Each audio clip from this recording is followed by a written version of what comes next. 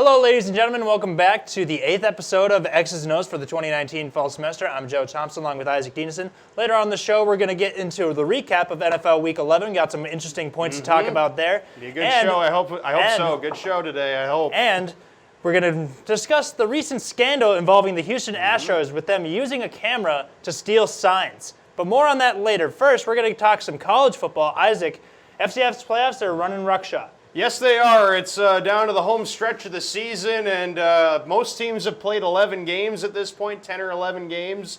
And the FCS, at least at the top, it's a mess. Oh, yeah, absolutely. It's a straight-up mess. But first, let's at least acknowledge NDSU's 11-0. Yep. They took care of business yet again. 49-14, the final last week against South Dakota. They just keep scoring points in high volume. It's unbelievable. And allowing points at a very low volume.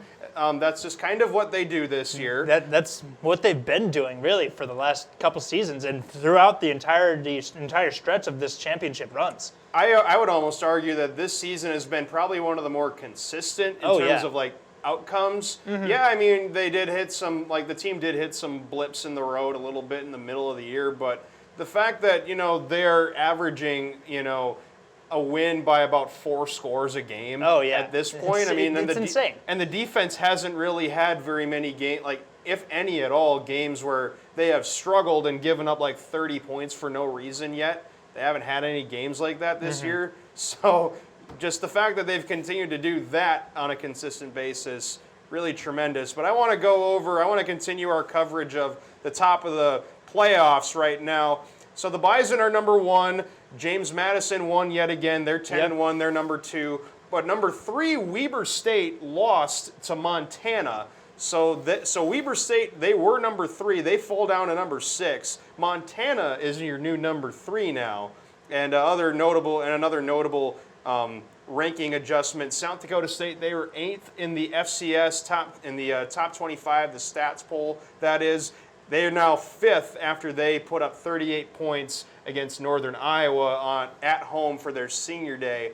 So that was a big matchup as well. South Dakota State putting themselves potentially back in the race to be on NDSU's side of the bracket, which could make potentially for a very interesting semifinal round, as we've seen last year, as we just saw last year. So that is going to be something to look out for the rest of the way. But with ranking teams, we even mentioned this last week, for determining how the top 8 is actually going to look in terms of seeding come 2 weeks from now already. Thanksgiving weekend's when the first round of the FCS playoffs are. But I want to at least shout out Keith Brake, who's the assistant program director at Bison 1660. He just did a Q&A on his Twitter yesterday, and someone asked him how would he seed the top 8 teams in the FCS. And I'm going to kind of go off of what he says because I trust his opinion. So he had NDSU 1, JMU 2, James Madison 2.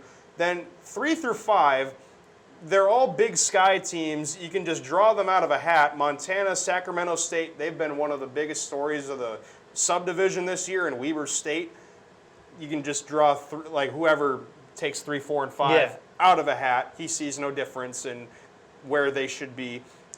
Maybe now Montana probably deserves to be a little higher just because they have the head-to-head over Weber. Absolutely.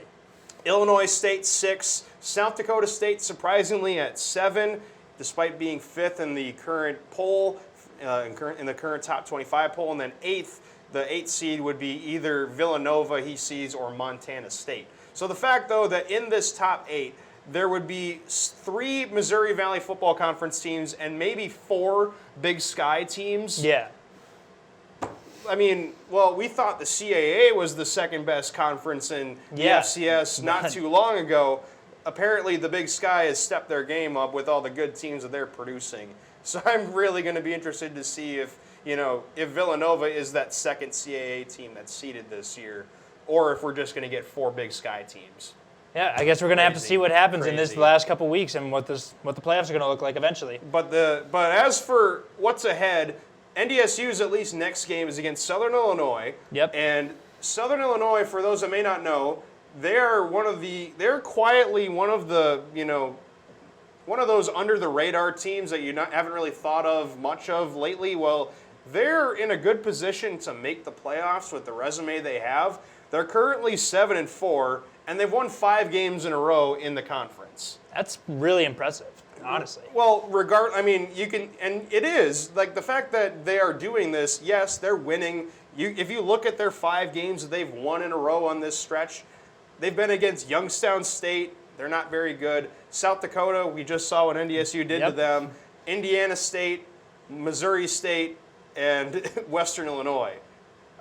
Those are like undoubtedly the 5 worst teams in the Missouri Valley Football Conference this year. No one's going to question that. Yeah, no question. No one's going to question that. However, Southern Illinois deserves to get in because they have a 25-point road win against UMass. They're an FBS team. Yes, they're a really, really bad independent relatively small as well FBS team, but they still won by 25 points against a team that has 85 scholarships. That deserves recognition. Absolutely. And 2 of their 4 losses against one of which against another FBS team, Arkansas State, and a 21-7 loss against Illinois State at home. Admirable. They also have another conference loss against South Dakota State. That should, I think, work in their favor. I think Southern Illinois should get in at the very bottom. They should be playing on Thanksgiving weekend, but I think they're in with their resume. Oh, yeah, absolutely. I would love to see some more representation from the Missouri Valley in the FCS playoffs. I think it's arguably the best division in the FCS.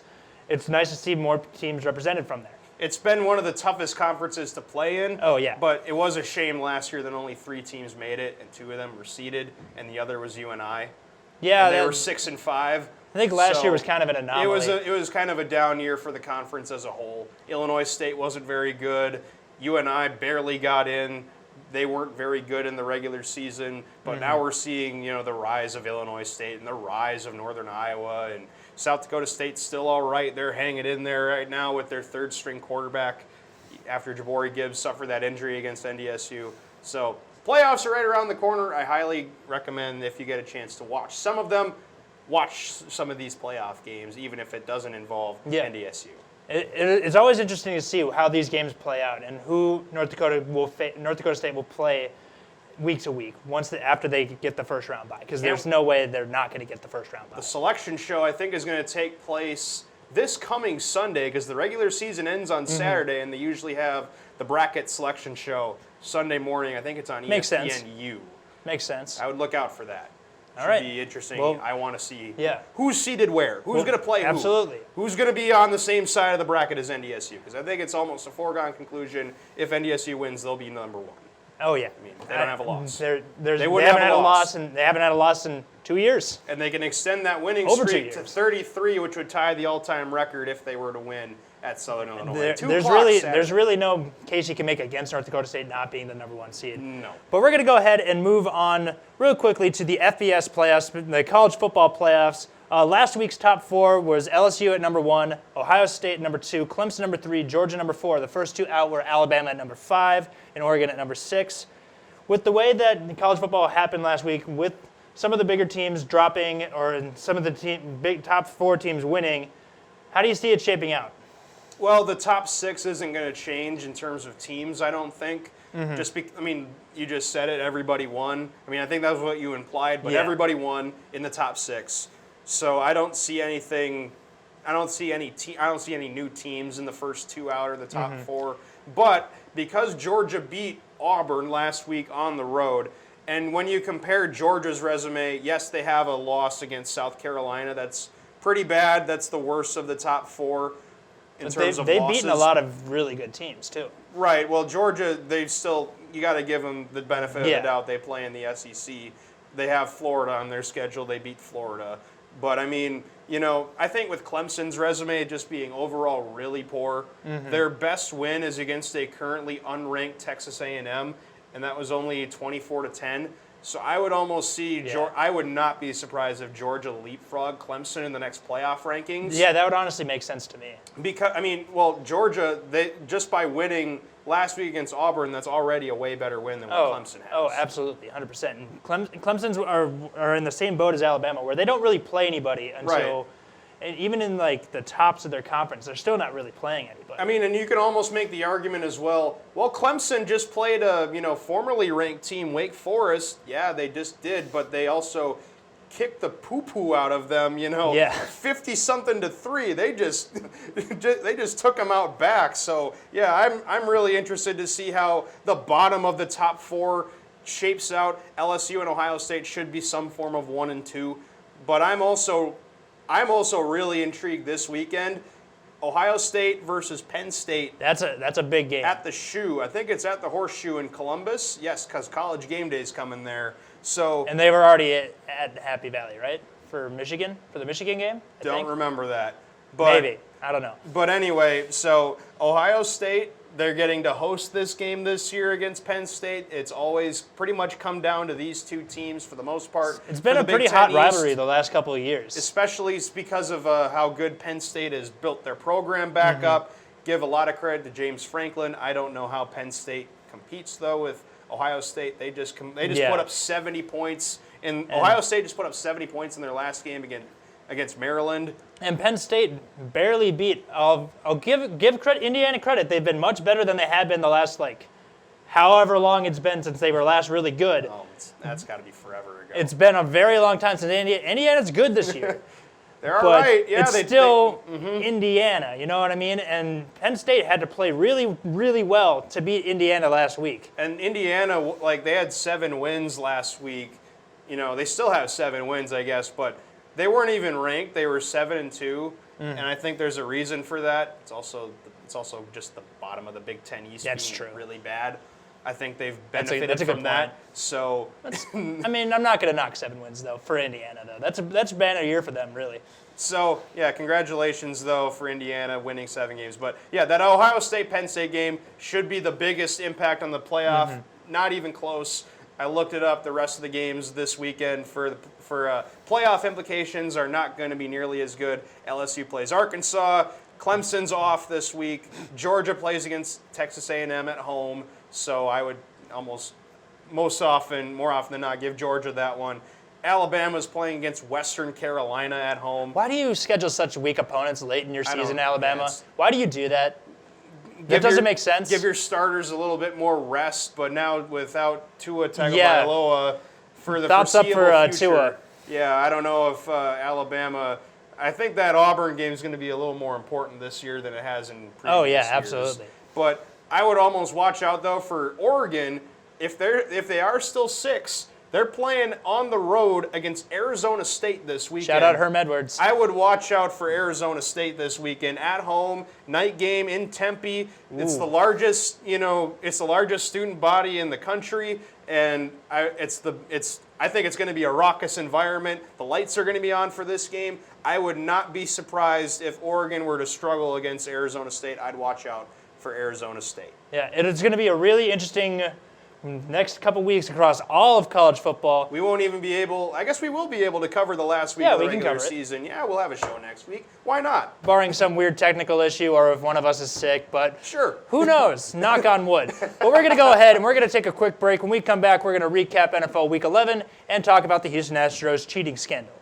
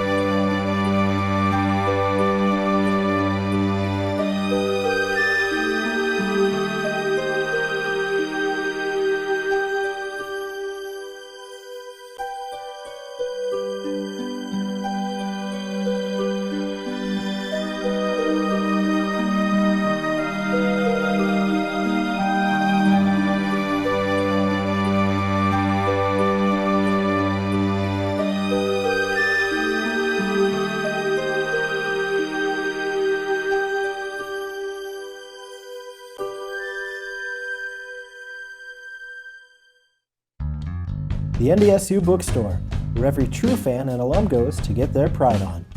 Gear up with a variety of high-quality t-shirts, sweatshirts, hats, and more.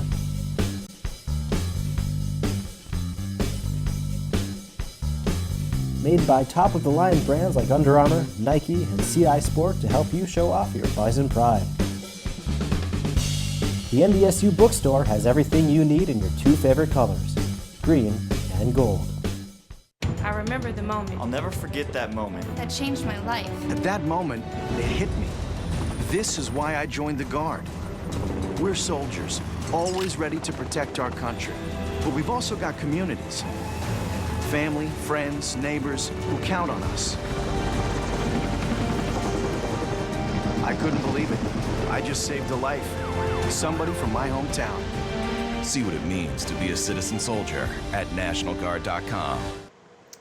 Welcome back to X's and O's episode number 8. We're going to be jumping into still some football talk. We're going to be talking about the NFL in Week 11 that's almost over.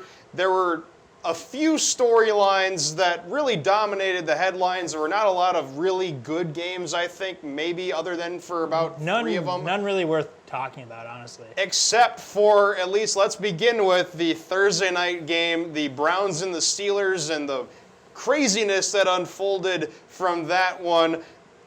The end of the game, if you didn't see it, the Browns won 21-7, but Myles Garrett did a lot of really bad things at the end of that game, and so let's just kind of go over what exactly happened. Let's just debrief everything that happened and the aftermath as well. So what happened was Mason Rudolph, quarterback for the Steelers, he threw a pass. Myles Garrett got to him, wrapped him up, and a little bit after he threw the ball, and he wrestled him to the ground kind of unnecessarily and kind of violently. Yeah, Mason Rudolph didn't take that too kindly, so he retaliated, tried to take Myles Garrett's helmet off, which Myles Garrett obviously didn't appreciate, so he got upset. He ripped Mason Rudolph's helmet off and proceeded to hit Mason Rudolph in the head with his own helmet. And then following that, Marquise Pouncey, he threw punches at Myles Garrett. A Browns player who goes by the name of Ogunjobi. Larry Ogunjobi. Larry Ogunjobi also got in the mix. And that's really what happened. Right towards the end of the game, Myles Garrett swung and connected to Mason Rudolph's head, who was just coming off a fairly severe concussion earlier in the season. It happened about a month ago. And he hits Mason Rudolph in the head with his own helmet. Yeah, there's no just place an ugly, for that. ugly scene, terrible situation. Both Browns players and coaches and executives all reprimanded. Even Myles Garrett himself, he apologized for it immediately. But repercussions, Myles Garrett has been suspended indefinitely. Indefinite suspension. For the rest of this season and the playoffs. He's probably going to be suspended for a few games going into next season. That wouldn't surprise me. But and he'll probably also be heavily fined if he hasn't been already. The two teams involved each got fined $250,000, the Steelers and Browns. But I'm surprised, though, that Pouncey, yes, his role in this was, I think, really the mediator. I thought, at least looking at it, I'm surprised he got 3 games and Larry Ogunjobi just kind of lit the fire even more, and he got 1 game. The thing about fights is if you throw punches, you're probably going to get in trouble for it. Even though he was defending Mason Rudolph, if you get involved physically in the altercation, you're going to get in trouble for it. Even if you weren't primarily the one responsible for starting the fight. But yeah. So yeah, that's going to be a big black mark on Myles Garrett's career the rest of the way. Especially like he had never really done anything like that in the previous. And one thing. Nothing that egregious. He did have some behavioral. He has had some behavioral. That's the word. Problems throughout his career. Prior to this, but I think this he even owned up. He just completely lost his cool. Which, you definitely did lose your cool there, Mr. Garrett. There's no place for whacking somebody upside the head with their own helmet. That's disgusting. Fresh off a severe concussion. That's disgusting. So there's no place for that. So thankfully, at least, yes, the NFL did the right decision. Absolutely. Made the right decision and chose to heavily punish Myles Garrett because behavior like that is unacceptable. And luckily, at least, he even owned up to it by saying it was unacceptable. We're all bigger, so luckily the bigger people have prevailed in this, and there was no further damage. No defending his actions because they were undefendable. So then let's also spend a little bit of time, more time, talking about the Vikings and Broncos, that incredible game yesterday, but it didn't start out that way. No. Vikings played horribly on both sides of the ball. except for maybe special teams because they were getting a lot of action in. It was 20-0 in the first half, and there was just punt, punt, punt. Kirk Cousins had a fumble in the first half. When he did throw the ball, he wasn't completing it for very many yards. It was like for almost 3 yards an attempt in the first half. It almost seemed like he was they took the Broncos for granted because of their record, even though they have the number 4 defense overall in the NFL. Led by one of the biggest defensive gurus in the game, Vic Fangio, who shut down the Vikings offense in Week 17 as a member of the Bears staff last year. Four of the Broncos' losses have come when they had the lead in the fourth quarter and they just ultimately lost the lead and lost. So it's not that they're a terrible team. They have talent. It's just that their offense isn't very good and their defense has been carrying the load and their offense can't keep a lead, and the defense ultimately gets too tired at the end, and it's just a whole thing. The Broncos have some really good players on their team, and also I kind of admire the way that they came into this game off a bye, on the road in a hostile environment with a backup quarterback. They're not playing Joe Flacco. I think he's hurt, is he not? I think he's Drew hurt, Lock is but definitely hurt. He was hurt, and he also wasn't playing that great. So they're going with their third string guy, and give them a lot of credit. And also Cortland Sutton, he's going to be a really good wide receiver, I think, in this league. He absolutely mossed, Xavier Rhodes and Trey Waynes quite often in that first half. But still, the second half, about as perfect as you can get. 4 drives for the Vikings, 4 touchdowns. The Vikings did what they needed to do yet again, and of course, it's another narrative buster as well for Kirk Cousins, coming back in the way they did. A 20-0 halftime deficit, putting the team on your shoulders. It was not Dalvin Cook in the running game that led the Vikings back in the game. It was Kirk Cousins throwing the ball at least way better than the first half. Going into the 20-point halftime deficit, the last 100 times that happened, teams were 0-99. The last 99 times they happened, I should say now it's 1-99, but I digress. Semantics, It's unbelievable that it happened. It was a historic comeback. Kirk Cousins, he played so well in the second half. He had 319 passing yards for 3 touchdowns. Finally got one to Irv Smith. It was nice to see him get the touchdown. Kyle Rudolph had one. He had another bomb to Stephon Diggs. It's really, like you said, he's been a narrative buster. Kirk Cousins has been starting to tear down those narratives all year. He's been winning in primetime. He's winning against teams with a winning record. He's beating teams with winning records in primetime on the road, i.e. Sunday Night Football versus the Cowboys. And he's leading comebacks when trailing in the fourth quarter, which, as a Viking, going into this game, he was 0-10-1. So but he turns the ball over too much. Yeah, and even though he has the longest streak in the NFL currently without an interception, he only has 3 interceptions on the year. He turns the ball over too much. I swear. I swear. Come on, man. The fumbles are an issue, but overall, he is not turning the ball over nearly as much as he claims to be. Some people claim him to be turning the ball, but it's ridiculous right now. I mean, yes, excuse our biases, but at the same time, you have to respect what he's done so far this season. After the Bears game, the Packers game and the Bears game, he did not play very well in both those games, but he has turned it around, and he has had one of the best runs in the NFL. And I think media members, big-time media members, are finally starting to take notice. Colin Cowherd on the Herd today say he's starting to feel wrong about the stuff he said about Kirk Cousins. It's funny because his opinion on Kirk Cousins changes week to week. It is, but literally saying that he's wrong, that he was wrong about Kirk Cousins is a really nice kind of breath of fresh air for Kirk Cousins. And Kyle Brandt and Peter Schrager on Good Morning Football this morning were talking about it, praising him, and it was really good to see it. You could make the case, obviously, if you have 2 main guys competing for NFL MVP in Lamar Jackson and Russell Wilson. Maybe even McCaffrey. Probably Christian McCaffrey, but Kirk Cousins. I don't know why now the Panthers are 5-5. Kirk Cousins is making a case, though, to be at least in the conversation for MVP.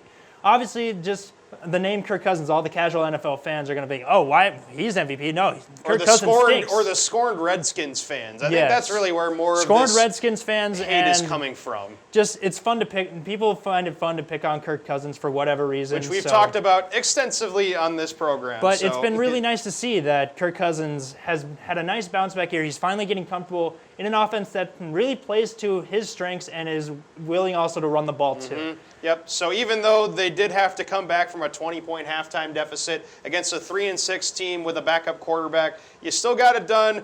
The Vikings still got it done, rather, and now they're 8-3 heading into a bye, which is unbelievably important to win into a bye instead of losing into a bye and only having a 1 game or a half game lead on the wild card race. With now the Rams beating Chicago last night, the Rams are 6-4, so the Vikings keep pace not only within the wild card race, but within the division race. The Packers were idle, so now they're 8-3, a half game out of first. The Packers play against the San Francisco 49ers next week on Sunday Night Football. Going to be a big game. Big weekend as well of NFL games as well that we will be covering much more extensively since the Vikings don't have a game this week, or rather this upcoming week. The Colts and Texans on Thursday night. That's going to be a good one. That could potentially determine who's the champion of the AFC South. Both teams, I think, have either the same record or similar records. And, similar, for sure similar records. Another game that's really important for the playoff chase, Seattle at Philadelphia. Seattle will be coming off a bye. And I was critical of the Seahawks to this point, at least in our show last week. They proved that they can hang with San Francisco. They won last week on Monday Night Football. I'm now going to be curious to see what they do off a bye, but having to travel all the way across the U.S. to play a game in a hostile environment. Yeah, that's going to be really, really interesting. I really want to see what happens in this Seattle-Philadelphia game, and also we should be discussing, I hope we at least have something to discuss from this Dallas-New England game, America's Game of the Week, 4:25 Eastern, 3:25 Central. 2 teams that are big brands in the NFL. And probably the 2 most recognizable franchises of the sport. Yes, so I would hope that at least that game gives us something good to talk about. Exciting offenses, or one exciting offense in Dallas at least that's been red hot of late and through the air against a really good New England defense. So those will be at least something to look out for heading into our show next week. Let's spend the last little bit. We teased this at the beginning. Let's talk about the recent bombshell accusations that have now turned into more allegations against the Houston Astros for their cheating during the 2017 season. Blatant, let's just call it what it is. It's blatant. Cheating. It's cheating. It's cheating. So if you're unaware of the situation, what the Astros have been doing, they've been trying to steal signs using technology. They had a camera placed up in center field, focused on the catcher at their home ballpark. Obviously, they can't do this at away ballparks. Nope. But they would have a video feed into their dugout where they had a table set up with monitors and to look for the signs of that the catcher's giving to the pitcher. So when they get an off-speed pitch or a changeup, they would then bang on a garbage can while the Astros batter's batting, so they know they're getting at least a changeup or an off-speed pitch. If it was 1 bang, it was for a changeup. If it was 2, it was a curveball or a slider. Which is really disgusting. Disgusting. That's terrible. This first started as an article written by Ken Rosenthal that started the allegations, and then John Boy Media gained some traction with John Boy Media, YouTuber. Shout out to him. He has done extensive research to show how obvious the Astros were cheating during the 2017 season and postseason. Mm-hmm. You can clearly hear banging from the garbage can right as the pitcher's getting ready to wind up and getting set. Because the catcher's given their signs down here, right? You know, they put up 1 finger for the fastball. They won't bang, but if they put up like 2 or 3 and they decipher where they're going to go with it, the camera can see that, and they can immediately, relay that to the batter, which is unbelievable. That's not gamesmanship. I mean, it's not tipping pitches. That is literally looking at what they are going to throw. That's terrible. Trying to decipher signs from an MLB catcher is no stranger to teams in the MLB. Or getting the way that they grip the ball behind their glove. You can tell, the batters can tell sometimes, but this is not that at all. Using technology to straight up steal signs is blatant cheating, and the Astros should be reprimanded heavily for it. So, I was almost thinking, we don't know what potential sanctions could be. Nothing has been laid out yet. But I almost think if they're gonna do something to the Astros, I would think they would fine them, bare minimum, fine them a hefty sum, maybe even revoke a first-round draft pick. Yeah, I would agree with that. I mean, every team gets a first-round draft pick. You can't trade draft picks in Major League Baseball. I would just think that, that pick would then go into some lottery, maybe be a compensatory pick for a free agent loss or something like that. But I mean, I just think something heavily has to be done because it's unacceptable. Yeah, I would agree with that. The only thing I would add to it is probably suspend the GM and AJ Hinch, the manager of the Astros, because there's no way that AJ Hinch was not at least generally aware of what was going on when it's happening in his own dugout. There's no way he doesn't know that. Yeah, that's there's a happening. monitor right behind where the dugout is, in the hallway that connects the dugout to the clubhouse. There's a clip it's right there. of in their World Series video. You can see Jose Altuve running up the steps of the into the dugout, and you can see their setup. They literally have two chairs, and two monitors. They didn't try to hide it. They didn't try to hide it. Ridiculous. It's just absolutely ridiculous. Ridiculous and really upsetting. That's what's been dominating some of the news outlets of late. Within the last week or so. Yeah, so this whole thing really escalated. Last Tuesday, John Boy uploaded that video, that 2-minute video of at least one example, and he had a whole thread on Twitter. There's a whole thread on Twitter and on Reddit of all these examples. He even recommended anybody to just type in @HOU, on YouTube. And at HOU 2017, just to have your own to see for you, anybody really to just look up all these games and look in the later stages of the game when they would be blatantly doing this stuff. Yeah. So they were not trying to hide this. I really hope that they get heavily sanctioned for this in some way, shape, or form. We'll have to see how this all unfolds in the coming weeks / months. So, any other closing remarks on this topic? It's just frankly disgusting. Really That's all I have to say. Upsetting and disgusting. That's, I guess, one of the biggest themes, of this second segment. Yeah. We did a good job at planning out our words for this segment, I guess. That does it for episode number 8 of X's and O's Fall 2019. We thank you for watching, and we hope to see you next week.